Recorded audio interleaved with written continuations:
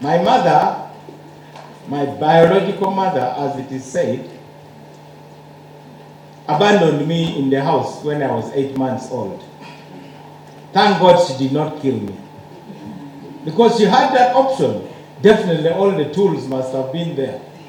I'm sure there were knives, there must have been big sticks.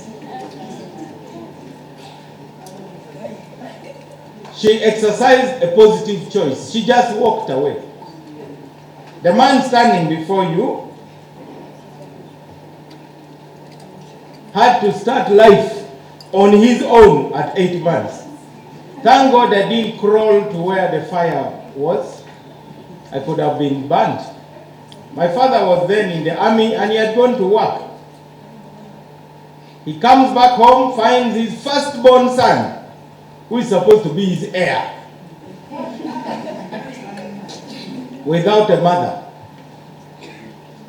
He has cried, he has soiled himself, he has done whatever children do naturally. So he picks up the son, cleans him up, puts him in his VW Beetle, Volkswagen, and start the journey from Barara to Gulu. Anything over 500 kilometers, definitely. This is according to what my father told me. I don't think my mother had any thoughts of ending my life, but my father did. When he reached the Karuma Falls, which some of you know, he stopped the car and opened the door. And he looked at this thing, then looked at the raging waters. This is towards the end of 1967. Infant mortality rate is very high. The chance of a child without a mother surviving was very low. The so-called 6 killer diseases were alive and well. Diarrhea, kwashiorkor, diphtheria, whooping cough, measles. They were all waiting for his son. And he had an idea that maybe I should just end it easily. In any case, I think I already know what's going to happen to this thing. He also made a positive choice. So he took me to his mother, who was, of course, not a young woman anymore. And the mother actually told me she breastfed me.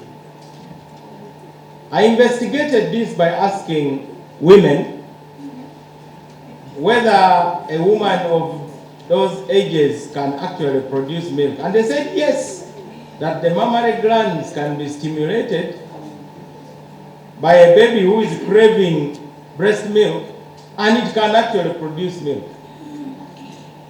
I used to tease my father that, as a matter of fact, I'm not your son, I'm your brother. So I want you to know that for me, this is a very personal thing. Whether you agree with what I'm going to say or not, whatever I've told you is true. So let my truth contend with your opinion. We can go beyond abortion. We need to look at adopting children. That option would make it easier. The world into which I was born, grandmothers were available to take care of the children that are abandoned. Now, it is difficult. Some of us grew up, I was eventually taken to my aunt. That's the kind of society of the 70s. So, in this modern context, adoption is an option that would make a child be saved. When I was leading the local government in Gulu, I welcomed the church known as Watoto. They opened something called Watoto Babies. So rather than the pit latrine, mothers would run in the night and abandon the baby outside the gate of Watoto. That option is something we should explore.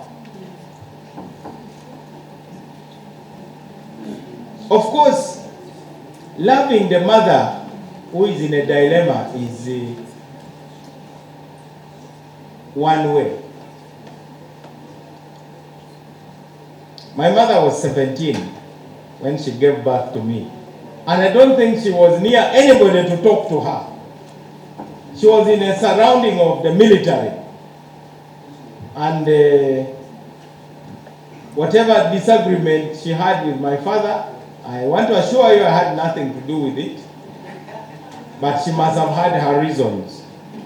So care for the mother is another investment we should make, in addition to making adoption easier and more feasible. And for the father, responsibility.